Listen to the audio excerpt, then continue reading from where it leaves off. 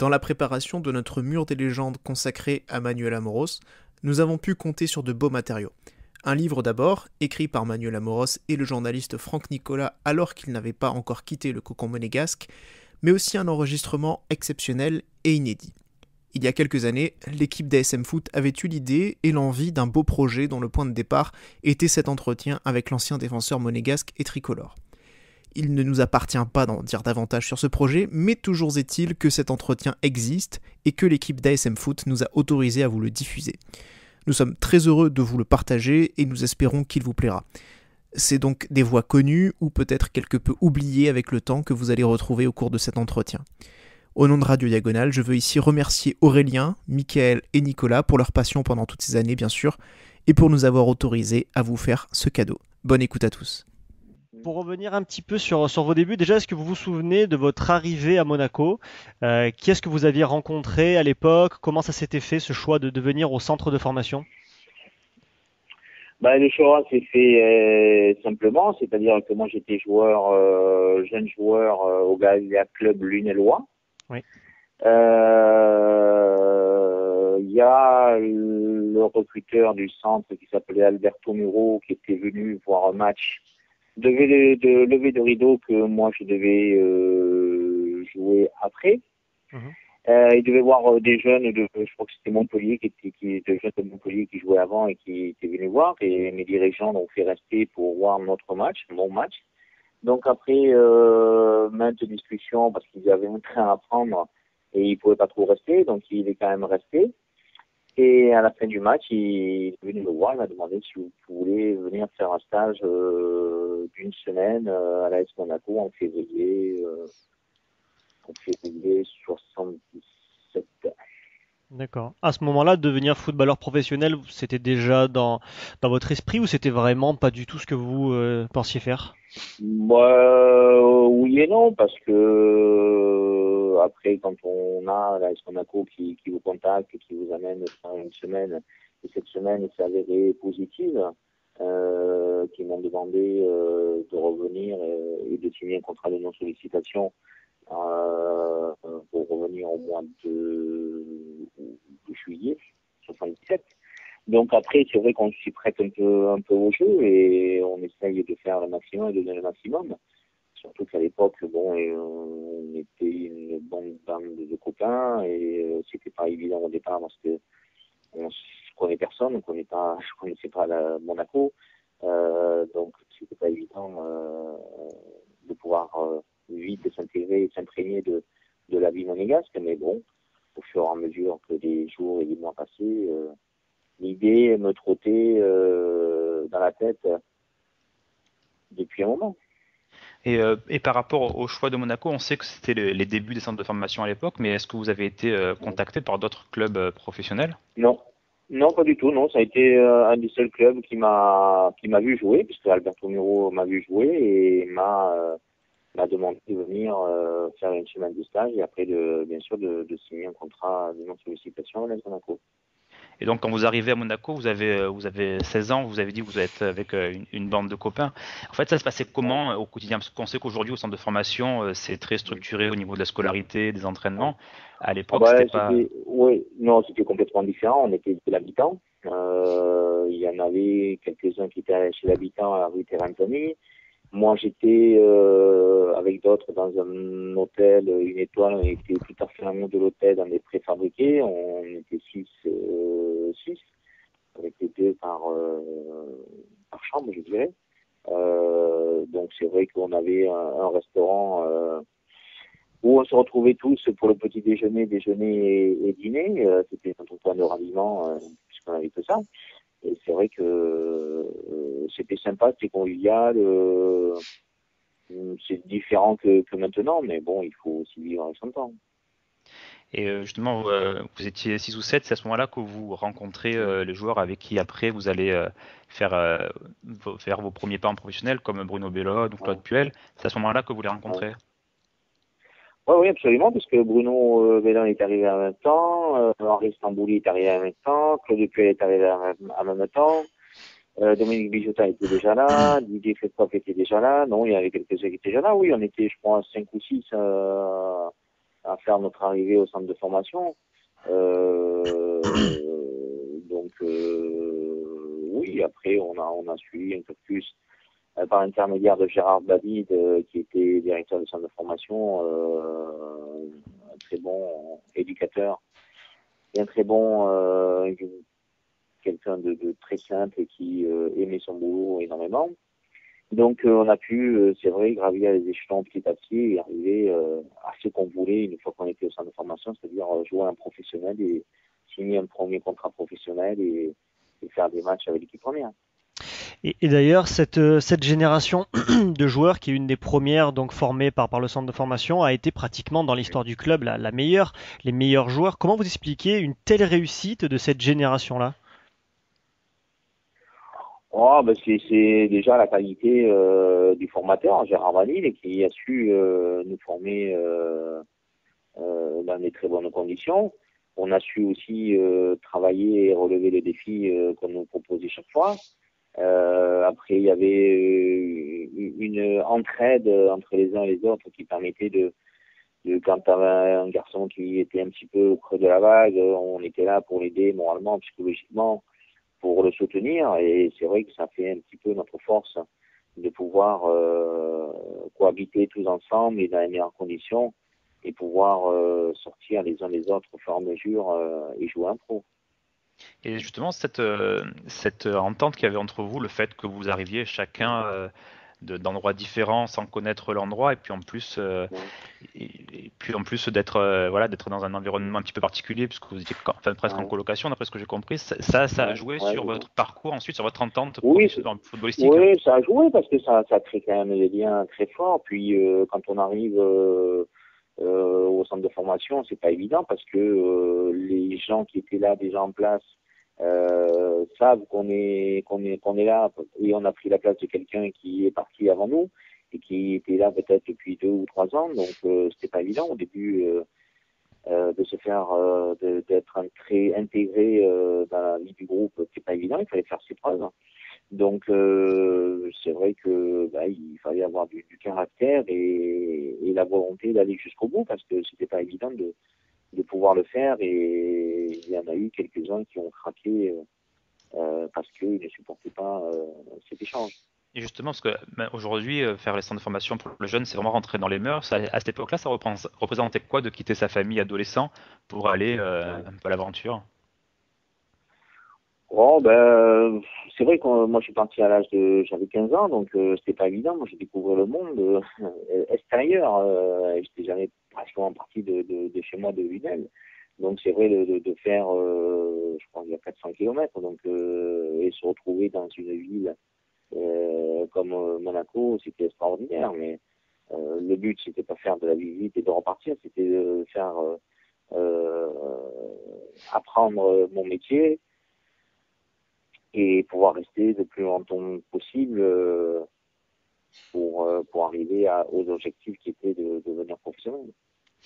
Quand on parle de Gérard Bagnine, on nous dit souvent qu'il était en avance sur son temps à l'époque. Avec le recul et la carrière que vous avez eue, vous confirmez qu'à l'époque, il avait un temps d'avance. Et comment est-ce que ça se concrétisait? Qu'est-ce qu'il avait compris avant les autres? Ah ben, c'est tout le travail de la préparation des jeunes joueurs qui était en avance. Il avait compris que il ne fallait pas faire énormément de physique, même s'il en fallait, mais travailler toujours avec le ballon, acquérir les bases techniques totales, c'est-à-dire les passes, les contrôles, les pieds droits, les pieds gauches, être polyvalent si on le pouvait. Donc, il nous a appris énormément de choses et c'est vrai que par son travail d'éducateur, par sa force de caractère qui aussi des fois n'était pas évidente parce que il nous faisait toujours une réunion après les matchs qu'on faisait et c'était pas évident parce que il faisait des constats des fois désagréables pour les uns et pour les autres devant tout le monde. Donc ça nous a aidé aussi par la suite à se forger un certain caractère et à en vouloir plus, à savoir faire son autocritique après les matchs et aller de l'avant, quoi, ne pas se retourner, mais tirer du négatif un certain positif et de pouvoir faire le maximum après. Mais c'est vrai que par ses exercices, par son entraînement, par ses conseils, je crois qu'il était, à mon avis, en avance devant tout le monde, puisque c'est cette période-là, comme vous avez dit tout à l'heure, il y a eu une génération de joueurs qui est sortie de l'AS Monaco. Justement, Gérard Banide, ça va être l'entraîneur qui va vous ouvrir, vous et vos compères du centre de formation, les portes de l'équipe première. Ouais. Vous faites votre Ouais. premier match en première division en septembre 80, vous n'avez même pas 20 ans. À cette époque-là, ça représente quoi? C'est un aboutissement ou vous avez conscience que ça ne serait-ce que le début? Au début, on est un peu, on prend pas conscience de tout ça. C'est vrai que on se retrouve dans un effectif où on rentre dans la pointe des pieds parce que tout le monde est bien en place, tous les joueurs qui sont là en pro se connaissent depuis des années. Il y a un petit genou qui arrive, un ou deux qui arrivent, qui ils savent eux aussi qu'il vient prendre à la place de quelqu'un de chez eux, mais ils savent aussi que ce jeune joueur, s'il est là et qu'il a été intégré par le coach de Gérard Banil, c'est parce qu'il a des qualités. Donc, on m'a aidé énormément, les anciens m'ont aidé énormément à pouvoir m'intégrer rapidement, à ne pas trop camberger en se disant oui, pour un match professionnel, ça va être difficile. Ils m'ont rapidement mis à l'aise et pour que je puisse m'exprimer totalement et assez rapidement de rentrer dans le bain du professionnalisme. Et ça faisait un moment que vous pensiez, vous attendiez votre chance en première division ou c'est venu assez rapidement? Ah ben, je trouve que c'est arrivé assez rapidement, hein, puisque je suis arrivé en 77, j'ai joué mon premier match, je crois que c'était à Laval, on a fait 3 partout, donc 3 ans pratiquement après, quoi. Donc c'est arrivé assez rapidement, mais c'est vrai que la chance que j'ai eue, c'est parce qu'il y avait Gérard Banil qui était passé avec l'équipe professionnelle et qui savait les qualités des uns et des autres de jeunes qui étaient derrière et qui pouvaient éventuellement les mettre assez jeunes parce que ces jeunes avaient des grosses qualités, donc ils le savaient. Donc, entre guillemets, ils ne prenaient pas beaucoup de risques pour nous faire jouer ou pour nous mettre dans le groupe des pros. Et justement, côté gauche, vous avez joué assez rapidement avec Bruno Bellone. Ça vous a aidé aussi de vous connaître, d'avoir des repères? Ah ben, bien sûr, oui, bien sûr. Mais quand on joue avec quelqu'un qui a fait l'apprentissage du football ensemble, ça m'a aidé énormément. Je l'ai aidé énormément. On s'est aidé mutuellement. Donc c'est vrai que c'est une force de pouvoir avoir commencé avec lui parce que, comme vous avez dit, on se connaissait par cœur du centre de formation. Donc c'est vrai que ça a été une force par la suite. Et cette première saison, vous enchaînez quand même pas mal, parce que vous faites quand même 18 matchs au point d'être élu révélation de l'année en 1981.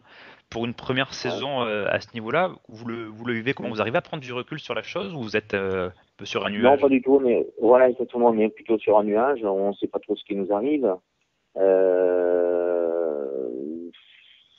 On a des gens, les journalistes qui viennent autour et qui commencent et qui veulent des interviews alors qu'on n'a pas trop l'habitude de ça.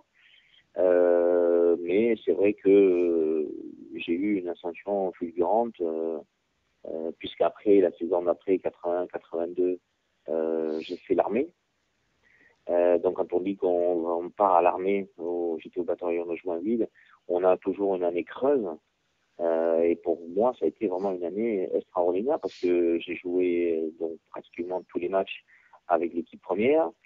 J'ai été sélectionné en équipe de France pour le match de la Belgique où je n'étais pas rentré. Après, j'étais au mois de février 82, j'ai joué contre l'Italie. On les avait battus 2-0 alors que ça faisait 62 ans qu'on n'avait pas battu les Italiens. J'ai participé donc au titre de champion de France de l'AS Monaco en 82, saison 80-82. Et pour clôturer le tout, j'ai été sélectionné par Michel Hidalgo pour disputer le mondial en Espagne. Donc l'année de l'armée, moi, ça a été une année extraordinaire footballistiquement pour moi. D'un point de vue des souvenirs, ça reste votre plus belle année dans les souvenirs? Ah ben oui, c'est une année très très très forte. Très forte, puisque c'est là où j'ai commencé à jouer régulièrement, où je ne me rappelle plus comment je faisais, moi je vais dû faire plus de 30 matchs, donc et surtout de participer à 20 ans à la Coupe du Monde chez mes ancêtres, puisque c'était en Espagne et je suis d'origine espagnole. Donc c'est vrai que c'est une année qui reste à marquer à jamais. Et justement, en 82, il y a ce titre de champion avec un certain nombre de joueurs du centre de formation, donc une bande de copains, comme vous avez dit, plus l'entraîneur, Gérard Banit, qui vous suit depuis des années. Ça a une saveur particulière, ce genre de titre avec oui, parce que oui, parce que comme vous avez dit, il y avait déjà pas mal de joueurs du centre de formation. Il y avait des joueurs anciens comme je ne me rappelle plus qui y avait, je crois qu'il y avait Bertine. Il y avait Jean Petit encore, il y avait Bertine, non, Barberis, non, qui était là. Oui, exact. Donc oui, il y avait des joueurs et on faisait une osmose entre tout le monde à merveille parce que les anciens nous avaient acceptés, nous on s'était mis au diapason par rapport aux anciens et la mayonnaise a bien pris entre les anciens et les jeunes du centre de formation. Et c'est vrai qu'on vous avait dit, on a eu la chance d'avoir Banid et qui nous connaissait par cœur et savait nous driver de la meilleure des façons. Et justement, en 82, il y a cette Coupe du Monde en Espagne. Vous êtes élu meilleur jeune de la Coupe du Monde pour couronner cette grande saison. Là aussi, c'est une fierté parce que la France fait un parcours extraordinaire, on s'en souvient. Et en plus, vous êtes distingué individuellement. Oui, c'est vrai que tout me tombait dessus agréablement. En plus, je n'avais pas fait le premier match contre l'Angleterre, j'étais dans les tribunes. Puis Michel Hidalgo, après ce match-là, était venu me voir et me dit est-ce que tu es prêt pour jouer contre le Koweït à Valladolid? Je lui dis écoutez, moi, il n'y a pas de problème. Je suis prêt. Si vous n'avez la chance, je serai de la saisir. Donc, c'est vrai qu'après, j'ai joué. On a gagné ce match-là contre le Koweït. Après, j'ai joué contre la Tchécoslovaquie. On a fait match nul. J'ai sauvé un but de la tête à quelques minutes de la fin. Et c'est vrai que par la suite, on était en demi-finale avec l'émotion qu'il y a eu de cette demi-finale. Mais c'est vrai que cette année-là, elle sera à jamais gravée en moi parce que en très peu de temps, j'ai réussi quelque chose d'extraordinaire. Et cette demi-finale avec votre frappe qui s'écrase sur la barre, est-ce que c'est quelque chose qui vous a hanté la saison suivante ou vous avez réussi assez rapidement à passer à autre chose? Non, je suis arrivé quand même à passer assez rapidement à autre chose parce que quand on est jeune, on fait pas attention, on est un peu ailleurs, on revient pas sur ce qu'on a fait de bien ou sur ce qu'on a fait de mal. Je crois je suis pas trop gambergé sur cette chose-là. Je suis vite passé à autre chose. Et cette compétition, vous l'avez faite avec Ettori dans les cages, votre partenaire en club. Lui, il l'a vécu aussi d'une manière un petit peu particulière. Il a répété plusieurs fois que c'était à la fois son meilleur et son pire souvenir. Vous en avez reparlé par la suite avec lui de cet épisode, son seul passage en équipe de France. Surtout que Jean-Luc était arrivé comme troisième gardien, hein, puisqu'il avait Baratelli normalement qui était le numéro 1, il y avait Jean Castaneda qui était le numéro 2, et Jean-Luc Ettori était arrivé en troisième gardien.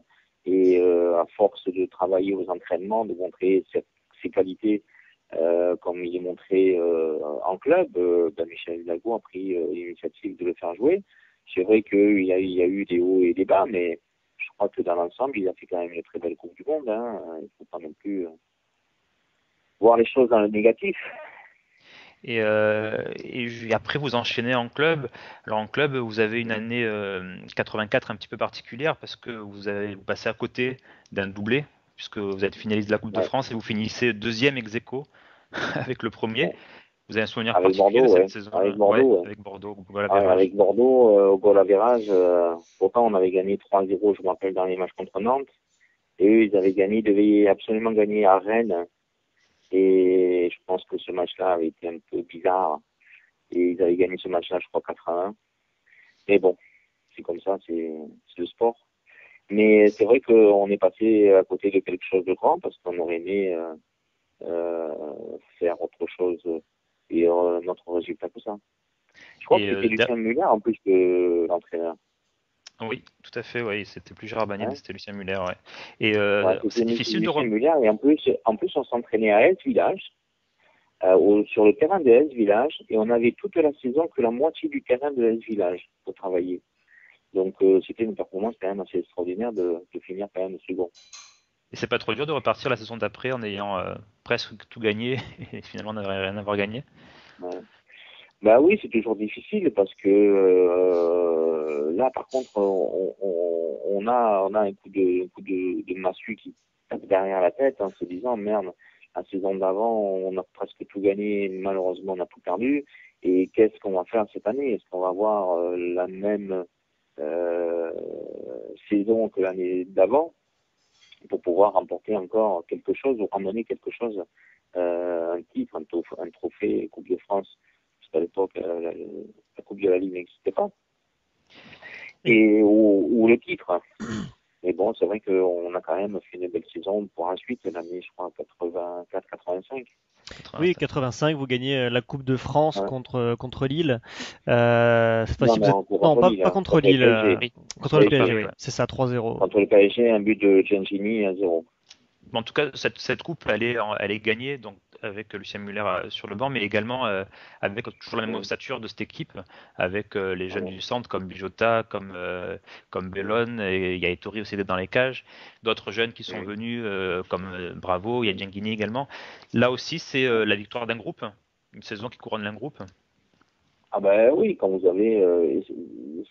c'est surtout, je pense que on peut dire que Monaco a eu une fierté extraordinaire quand tous ces jeunes pousses du centre de formation où Gérard Babi a su les élever dans le football national et international, avoir une certaine fierté parce que c'est pas évident de sortir autant de joueurs de qualité à cette époque-là, comme a pu le faire à Monaco.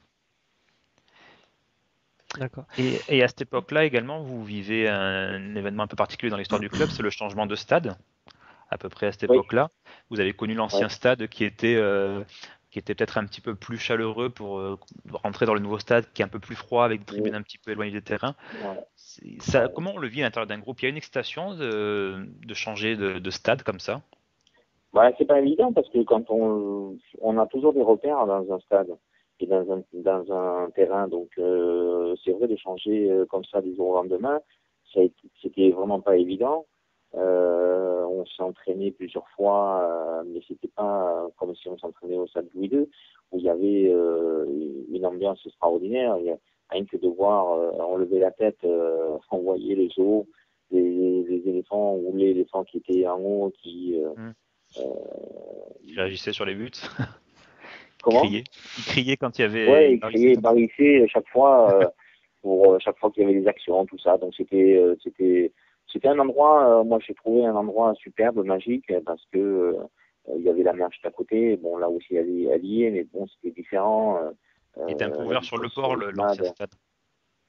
Oui, et puis il y avait rien. Hein. Il faut bien voir qu'à l'époque, il y avait rien du côté du nouveau Louis II à Fontvieille. Il y avait rien du tout. Hein. Nous, quand on était jeunes, avec David, on allait faire notre préparation d'avant-saison. On allait courir, faire de la musculation, s'entraîner dans ce terrain vague qu'il y avait entre la digue et le Louis II ancien. Mhm. Et vous avez un souvenir particulier du premier match au stade Louis II? J'imagine qu'il devait y avoir un peu d'effervescence autour de tout ça. Non, je me rappelle plus du tout. Non, je crois que je me rappelle même plus avec contre qui on avait joué. Je sais pas Contre si on avait Lens, il me gagné. semble. C'était une victoire Contre Lens. contre Lens, il me semble, ouais. Ah ouais? Ah bon, on avait bien débuté dans notre nouveau stade. Oui, oui, il était bien né, comme on dit. Ouais. Et sur les moments forts, il y a eu la Coupe du Monde 86 aussi. Ça reste aussi un Ouais. moment fort de votre carrière. Ah ben oui, parce que c'était la continuité donc de mon évolution normale. Coupe du Monde 82, championnat d'Europe 84 avec l'équipe de France, même si j'ai pas joué énormément de Oui. matchs. Mais il y a aussi la régularité du joueur dans son club, ses performances. Donc qui ont fait que c'est vrai que j'ai pu être sélectionné pour la Coupe du Monde de 86 qui était Henri Michel le sélectionneur. Et c'est vrai que là, on a fait une Coupe du Monde très bonne, très très très bonne, même si on savait qu'on était attendu par tout le monde. On a fait des grands matchs comme contre l'Italie à Mexico City. On gagne 2-0. On avait fait aussi un grand match contre le Brésil. On les a éliminés en quart de finale. Donc c'était des matchs très éprouvants aussi parce que il faut pas oublier qu'il y avait 8 heures de décalage avec l'Europe. Donc nous on était obligés de jouer des matchs là-bas à 8 heures, à midi pardon, pour que ce soit 20 heures en France. Donc vous imaginez à midi là-bas 35 degrés, pratiquement 70 à 80% d'humidité. Il y avait quelques joueurs qui ont souffert tout le long de cette Coupe du Monde et on s'est habitué. Et heureusement qu'on est arrivé, je crois, 3 semaines avant la compétition pour bien s'habituer au climat du Mexique. L'altitude aussi, hein, parce que la Mexico City. Ouais, l'altitude, c'était surtout en Mexico City où on a joué je crois que Mexico City au stade olympique, c'était à 2000 mètres d'altitude et dans une pollution inimaginable. D'ailleurs, à la mi-temps, on avait pratiquement tous un peu d'oxygène, une bouteille d'oxygène pour s'oxygéner un petit peu les poumons, pour repartir de bon pied. Et cette Coupe du Monde, donc, qui vient pour le parcours en équipe de France, ça vient après l'Euro 84 que vous avez vécu de manière un petit peu spéciale, parce qu'il y a eu ce premier match où vous prenez un carton rouge, vous rejouez que quelques minutes après en finale. Est-ce que la Coupe du Monde 86, ça vient un peu comme une revanche sur ce parcours-là en 84? Vous l'attendez particulièrement? Une revanche, non. C'est comme je dis, c'est la continuité d'avoir été bon dans le club aussi. Donc à partir de là, j'étais plus mûr que 84 puisque j'avais 2 ans de plus. Donc ça a été une expérience, je dirais un peu bénéfique, ce carton rouge contre un 84 parce que j'étais quand même un joueur assez impulsif, assez volontaire et je voulais pas trop me laisser marcher dessus. Donc il a fallu prendre sur soi et se maîtriser davantage et j'ai su le faire pendant la Coupe du Monde 86 où bien sûr j'ai fait tous les matchs je crois et j'ai été élu deuxième meilleur joueur de cette Coupe du Monde derrière Maradona quoi, à tout poste confondu. Donc en défenseur, c'est une sacrée distinction. Ben ouais, c'est une sacrée distinction puisque il y avait quand même des joueurs de grande qualité pendant cette Coupe du Monde et se retrouver derrière Maradona. Ben, c'est quand même une fierté et je trouve qu'on n'en parle pas beaucoup. Et on avait noté aussi meilleur latéral du monde en 86. Vous confirmez que c'est bien ça, hein? Ouais, c'est ça, ouais. D'accord. J'étais meilleur latéral, j'étais meilleur joueur à mon poste, arrière latéral. Oui. Et deuxième meilleur joueur à tout poste confondu. D'accord. Et pour le match pour la 3e place contre la Belgique, vous jouez alors que Henri Michel fait appel quand même plutôt au remplaçant, au coiffeur, on disait à l'époque. Vous jouez et vous marquez en plus dans les. Le quatrième but sur penalty, sur penalty. Bah oui. Buteur à la Coupe du Monde, c'est quelque chose quand même. C'est toujours agréable de marquer dans des moments aussi importants que c'était la Coupe du Monde. Donc c'est vrai que c'est une saveur particulière. Et la saison qui suit avec Monaco est un petit peu plus difficile. La saison 86-87, vous avez Stéphane Kovacs qui entraîne l'équipe. L'année d'après, en 88 en fait. Et c'est vrai qu'il y a une saison creuse au milieu. Oui, avec Arsène Wenger, non, on a été champion. C'est ça, ouais. Vous vous souvenez de la saison de creux avant avec Stéphane Kovacs? Vous vous souvenez de cet entraîneur? Est-ce qu'il vous a marqué? Oui, absolument marqué parce qu'il habitait juste en dessous de chez moi et souvent il m'appelait pour qu'il fasse passer une bouteille de whisky. Donc non, Stéphane Kovacs, malheureusement, il est arrivé à Monaco, il était quand même assez âgé et il n'avait plus cette dynamique qu'il avait à l'époque quand il a été 3 fois champion d'Europe, je crois, avec l'Ajax. Donc, mais c'était un personnage extraordinaire. Il avait des histoires à raconter énormes. Donc, on a vécu des moments très très forts avec lui dans le monde du football parce qu'il connaissait le football des bouts des doigts et c'était quelqu'un de très agréable à écouter. Mais c'est vrai que bon, après, c'était compliqué de pouvoir être toujours sur le terrain à son âge, quoi. Mais on a quand même, si on est passé un petit peu à côté de cette saison, on a quand même passé des moments extraordinaires avec cette personne. Et à cette époque-là, c'est vrai que Monaco était brillant sur le plan national, mais qu'en Coupe d'Europe, Mm. ça coinçait un petit Ouais, peu. Par contre, en ouais, contrepartie, on me disait que Monaco avait sûrement le plus beau jeu en France et qu'il y ouais, avait une certaine culture du jeu, une culture de la culture ouais. ASM, peut-être au détriment d'une certaine efficacité. Vous pouvez confirmer ces Ouais, dires? absolument, mais ça, c'est dû aux jeunes joueurs qui étaient au centre de formation et comme on le disait tout à l'heure, qui se connaissaient par cœur. Donc, et Gérard Vanier était quelqu'un qui a inculqué cette valeur de jeu qu'il fallait faire dans toutes les zones du terrain, c'est-à-dire que les défenseurs centraux et les arrières latéraux, ils laissaient une certaine initiative et liberté de pouvoir mener toujours ce plus pour faire les décalages et ressortir le ballon proprement et non pas dégager et courir après. Donc on a toujours eu cette culture déjà à la base quand on était jeune et on a essayé de la garder tout au long de notre carrière et tout le long de chaque fois qu'on a joué, tous les joueurs qui sont sortis de la Monaco ensemble. Et donc cet enthousiasme, cette un peu peut-être naïveté dans le jeu, ça a pu être négatif, néfaste en Coupe d'Europe contre des joueurs plus Oh ben, expérimentés peut-être. le problème c'est que on avait moins d'expérience de ce côté-là parce qu'on avait moins la chance de pouvoir faire des matchs amicaux régulièrement avec des clubs étrangers pour s'habituer à voir comment un petit peu les autres équipes étrangères pouvaient jouer. C'est vrai on a été beaucoup naïfs sur certaines choses, sur la préparation du match, le contenu du match. Mais bon, malheureusement, c'est comme ça, on peut pas revenir sur le passé. Et c'est vrai que ça a été un manque tout au long de la carrière à l'AS Monaco. Et à cette époque-là, on dit même que Monaco, enfin que le jeu à la nantaise est presque inspiré du jeu à la monégasque. Vous confirmez qu'il y avait une vraie grosse identité à ce niveau-là? C'est-à-dire que notre jeu, c'est Monaco c'est Nantes qui s'est inspiré. Oui, il y en a qui disent que le jeu à la nantaise, fait de passes Non. courtes, rapides, Non, non, c'était. non, non, non, non, non, non, non. Je pense que c'était deux choses différentes. Nantes, de ce côté-là, avait quand même aussi un très bon centre de formation, avec des joueurs très, très, très forts, très, très, très bons, euh, qui était un style complètement enfin, qui ressemblait un petit peu au même style que nous, mais dans d'autres parenthèses. Hmm. D'accord. Et la saison d'après, c'est l'arrivée donc d'Arsène Wenger à Monaco.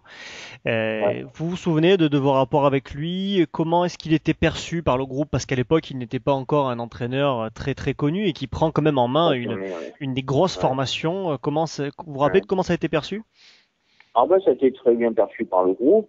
Il a amené un petit peu sa créativité dans les entraînements. On a trouvé, moi, enfin, pour moi, hein, j'ai retrouvé un petit peu dans Arsène Wenger un petit peu le même travail que Gérard Banit faisait. Hmm. Donc, ça nous convenait absolument de pouvoir avoir des entraînements un petit peu comme on a eu pendant notre apprentissage de footballeur. Et ça s'est avéré payant puisqu'on a fini champion cette année-là.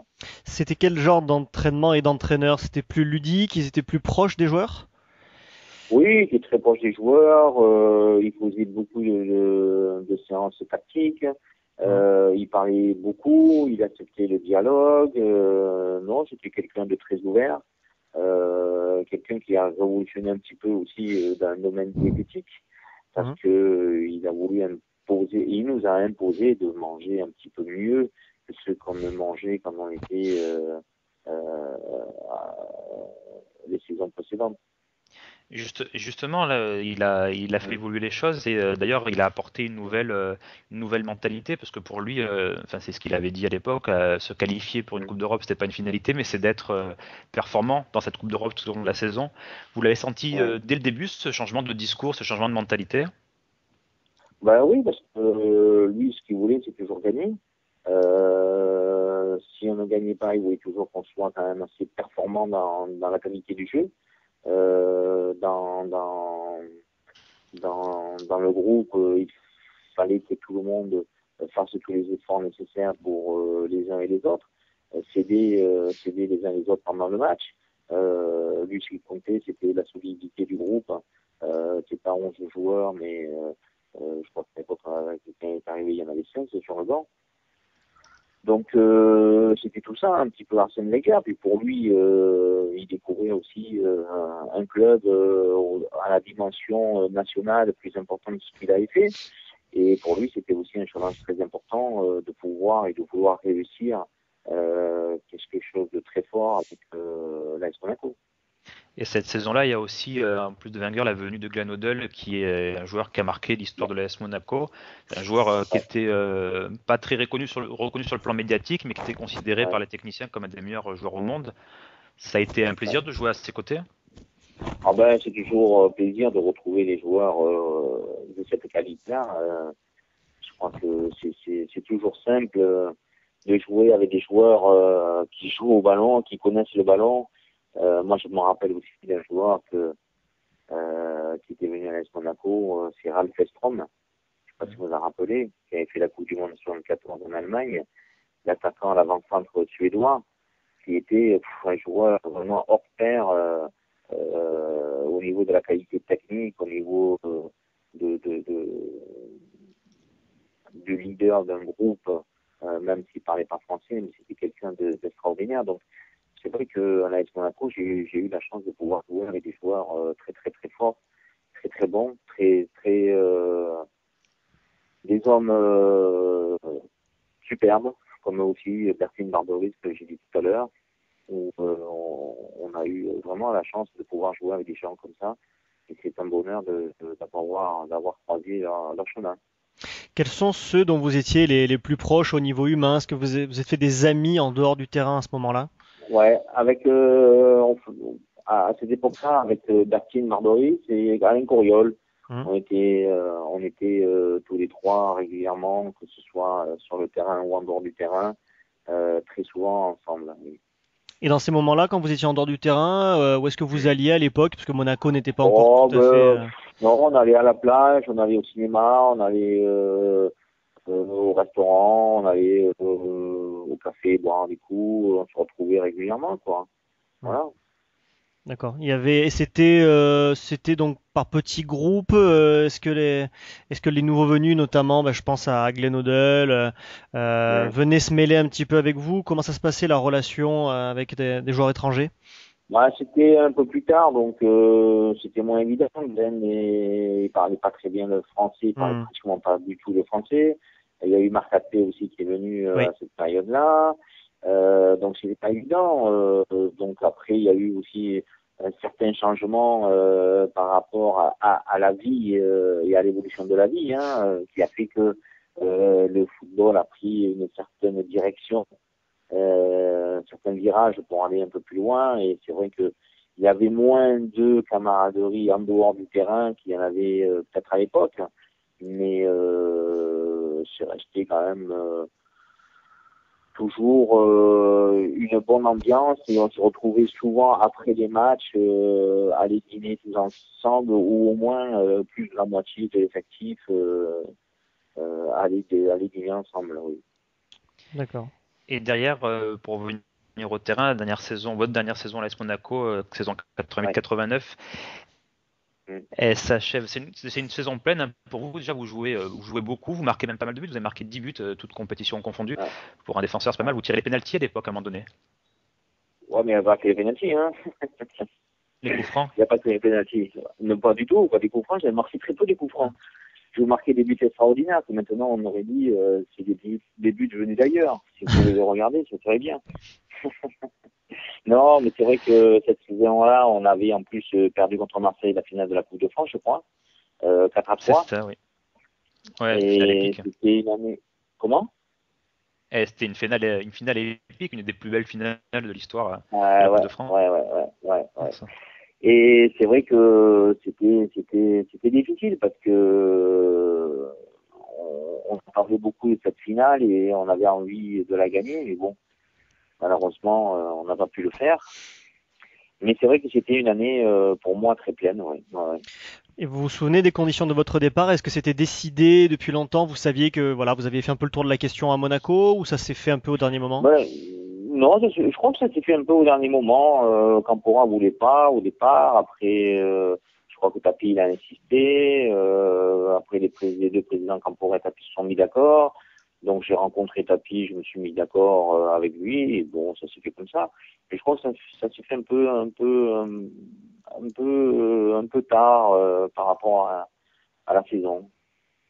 Et Ce départ, il était volontaire de votre part ou vous auriez, si on vous l'avait pas proposé, Bah, vous auriez volontiers continué je sais pas, je sais pas s'il était volontaire. Je sais pas s'il était volontaire. Peut-être que Arsène Wenger a fait beaucoup pour mon départ aussi, parce que il avait peut-être envie de renouveler les joueurs entre guillemets cadres de l'AS Monaco et partir sur des bases nouvelles. Donc je pense aussi que Arsène Wenger n'était pas étranger à ce que je parte à Marseille. d'accord. Et Aurélien, oui. Non, je voulais juste parce que vous avez parlé de Jean-Louis Campora, qui était quand même un personnage incontournable de l'AS Monaco. Ouais. Juste vous, quel type de relation vous aviez avec lui? Est-ce que vous le croisiez souvent? Est-ce que vous avez souvent eu affaire à lui? Oui, absolument. On a eu, quand on était jeune, on le rencontrait régulièrement. Après en pro aussi. C'est quelqu'un que j'apprécie énormément. C'est un président que je trouve qu'on a un petit peu maltraité, même s'il a eu des déboires avec l'AS Monaco ou des conflits avec l'AS Monaco. Mais je crois que c'est quelqu'un qui a essayé de toujours amener quelque chose à l'AS Monaco. Il a toujours été présent chaque fois dans les grosses difficultés. Il a su nous remettre dans le droit chemin. Trouver le discours nécessaire pour pouvoir aller de l'avant et continuer à jouer, à gagner des matchs et porter haut les couleurs de Monaco. Et je trouve un petit peu injuste que on ignore jeu trop facilement. Et par rapport à la suite de votre parcours donc à Marseille, vous avez pas mal étoffé votre palmarès et en plus vous changez un petit peu de poste entre guillemets parce que vous passez à droite. Comment ça se passe? Parce que à Monaco, j'ai joué à tous les postes sauf gardien de but.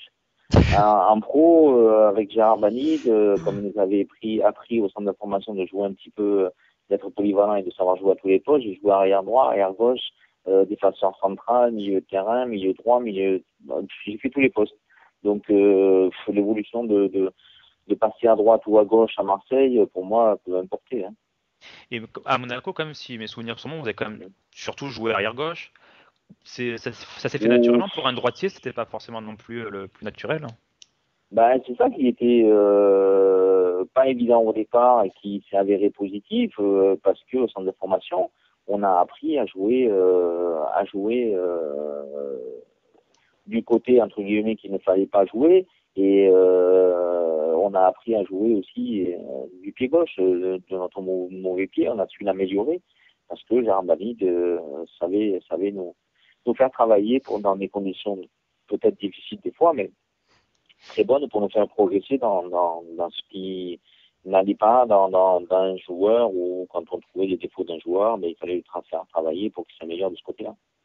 Et quitter Monaco pour passer à Marseille avec tout ce que l'on sait comme pression populaire et médiatique autour, comment vous l'avez vécu? Vous n'étiez pas du tout habitué à ça. Même si vous étiez originaire de là-bas, mais bon.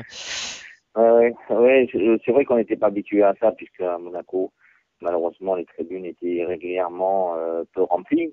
Ce qui m'a épaté énormément, c'est au Vélodrome où à chaque match, c'était le plein, hein, il y avait 45 000 personnes.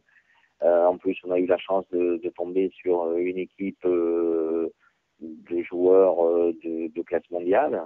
Donc l'intégration s'est faite assez rapidement et c'est vrai que l'évolution après pour ma carrière a été très bonne. Et oui, avec ce point d'orgue notamment, hein, ce titre en 93, ça reste le moment fort peut-être pour vous, en club en tout cas ou... Oui, parce que bon, quand on est joueur de foot, on a toujours envie de gagner des titres ou de participer à des compétitions internationales comme la Coupe d'Europe, Coupe du Monde, la Ligue des Champions. Donc on est attiré par ça, surtout quand on arrive à un certain niveau qu'on joue en équipe de France. Donc c'est toujours une bataille en permanence de vouloir aller le plus haut possible. Et c'est vrai que le point d'orgue de gagner la Ligue des Champions, ça a été quelque chose d'extraordinaire pour un joueur. Alors je me doute que c'est pas forcément comparable, mais entre le premier Mhm. titre de 82 et celui-là, comment vous avez vécu chacun? Qu'est-ce qui a été différent? Est-ce que l'un est plus fort que l'autre dans vos souvenirs? Bah, c'est sûr que le premier titre de 82, ça a été un titre extraordinaire pour moi, parce que surtout dans les conditions où je l'ai vécu, comme je vous ai expliqué tout à l'heure, j'ai fait l'armée saison 80-82, Oui, et comme je vous ai dit, il y a toujours un creux quand on fait l'armée, et pour moi ça a été plutôt une réussite et des moments inoubliables de pouvoir être titulaire à l'AS Monaco et de faire mon petit bonhomme de chemin et de remporter ce premier titre, alors que Paramount nous donnait favori cette année-là pour être champion. avec Et en plus, cette... je crois que cette année-là, j'ai joué pas mal de fois en stopper, arrière défenseur central avec Jacques Perret, je crois. Si mes D'accord, souvenirs sont bons, je crois. d'accord. Oui, Mickaël. Oui, oui, non, c'était quand vous étiez donc à Marseille, vous avez joué ces deux finales de Coupe d'Europe. En même moment, Monaco est performant aussi, puisqu'ils ont fait une finale de Coupe d'Europe en 92, Ouais, finale de Coupe des ouais, Coupes. Est-ce que vous suiviez ouais. avec un œil attendri, parce qu'il restait quand même certains joueurs, il y avait encore Ettori dans les cages, il y avait Jean Petit sur le banc, Vainqueur sur le banc. Est-ce que Ouais, vous suiviez ouais. avec un certain regard ces J'ai- parcours-là? Ouais, j'ai toujours, je me suis toujours intéressé aux résultats de l'AS Monaco. Toujours, toujours, toujours. Je prenais souvent même des renseignements, des opinions des amis que j'avais là-bas sur place, et que je me tenais informé vraiment de tout ce qui se passait. Oui. Oui. Et de voir certains joueurs comme Ettori ou Puel faire toute leur carrière dans le même club Mhm. à Monaco, est-ce que Mhm. ça vous a pas effleuré, vous, à un moment donné? Bah, Ça a une écoutez, forme moi de... c'était pas, moi j'aurais aimé continuer à jouer à l'AS Monaco. Après, Campora a voulu me vendre. Arsène Wenger ne s'y est pas opposé, donc il fallait prendre une décision de soit de vouloir rester parce que j'étais encore sous contrat, soit de partir et pour moi partir peut-être c'était de progresser, de trouver une équipe qui était ambitieuse avec un président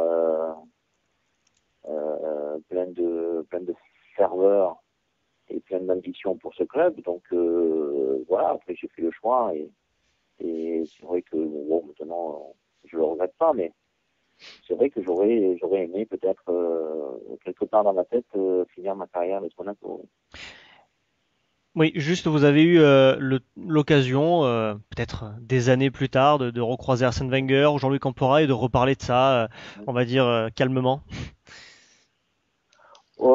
Pas trop, non, non. Arsène Wenger, j'ai pas rencontré souvent, puis on n'a pas trop parlé. J'ai rencontré il y a pas très longtemps le président Campora, Mhm. où c'est vrai, on s'est remémorisé certains moments cette belle aventure avec lui. Mais ouais, c'est des moments très agréables qu'on peut toujours avoir avec eux. Ouais.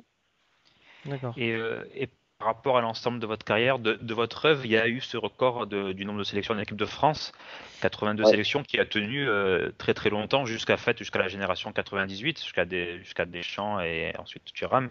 C'est une fierté d'avoir eu ce record, il me donne une fierté supplémentaire sur votre parcours. Bah, vous savez, les records d'une part sont faits pour être battus. Après, c'est la régularité de vos performances dans le club qui vous font battre les records. Donc, c'est vrai que c'est une fierté d'avoir battu, je crois que c'était Maxime Bossis. Oui, c'était une fierté pour moi et une reconnaissance aussi pour tous les gens qui m'ont aidé dans ma carrière de footballeur. Et ensuite, un peu plus tard après Marseille, il y a eu l'Olympique Lyonnais. Oui, Et puis le retour à Marseille. Alors je sais pas dans ces ouais, périodes-là ce qui vous a le plus marqué. Cette fin de carrière, ben, vous êtes blessé en plus hein, un ouais. petit peu en fin de carrière. Hein. Oui, en fin de saison à Marseille, j'ai eu une coarthrose de la hanche, quoi. Mais les deux saisons passées à Lyon, c'est deux saisons vraiment très très bonnes, très extraordinaires parce que Mhm. c'était Jean Tigana qui était entraîneur. Il y avait des anciens Marseillais comme François Bracci qui était l'adjoint de Jean Tigana. Et comme joueur, il y avait Pascal Olmeta, bien sûr, que j'avais connu à Marseille, et à Petit Pelé, avec qui j'avais connu aussi à Marseille. Donc on s'est retrouvés tous les trois, tous les cinq, je peux dire Marseillais ou anciens Marseillais, qui se retrouvaient dans un club où il fallait les aider à sortir de l'ombre, parce qu'il y avait des jeunes qui étaient de grande qualité, comme Florent Maurice, Ngotti, Deplace, Gava. Donc c'était ces jeunes-là qui avaient besoin d'anciens qui les poussent et qui fassent de Lyon un club particulier et qui redonne à Lyon un goût du football comme il avait auparavant. Et c'est vrai que cette saison-là, les 2 saisons, la première année on a fini 8e, avec une moyenne de 20 000, 25 000 personnes. Et la deuxième année, on a fini second, où Nantes fait un parcours extraordinaire. On a perdu, je crois, qu'un seul match. Et nous, on était derrière et on a, si vous voulez, le point de départ de l'Olympique Lyonnais, je pense que ces 2 saisons-là, 93 jusqu'à 95, puis je n'ai fait que 2 ans, ça a été ce départ, ce déclic pour partir et faire tout ce qu'ils ont fait jusqu'à maintenant. Votre fin de carrière, est-ce que ça a été un moment difficile à gérer? Est-ce que vous avez eu du mal à passer de l'autre côté, à arrêter le jeu? Ça a été difficile moralement, en tout cas, mentalement? Oh oui et non. On s'y attendait, on s'y attend. Moi, je me l'attendais un jour ou l'autre qu'on ait une fin de carrière. C'est vrai que j'aurais aimé que ce soit différent parce que je suis parti un petit peu blessé. Enfin, blessé, j'étais blessé. J'ai eu une coarthrose, je me suis fait opérer après de la hanche. Mais c'est vrai que j'aurais souhaité partir différemment que ce que je suis parti. Mais bon, on ne commande pas. C'est comme ça. Quand ça tombe, ça tombe. Et puis voilà, il faut dire adieu et essayer de trouver une reconversion et repartir dans la vie active, ce qu'on connaît pas beaucoup parce que on est toujours encadré, entouré dans ce monde de football. Après, dans la vie active, c'est pas évident. Quelles ont été justement les personnes dans votre entourage ou votre famille qui ont toujours été présents pendant votre carrière pour vous conseiller et même après?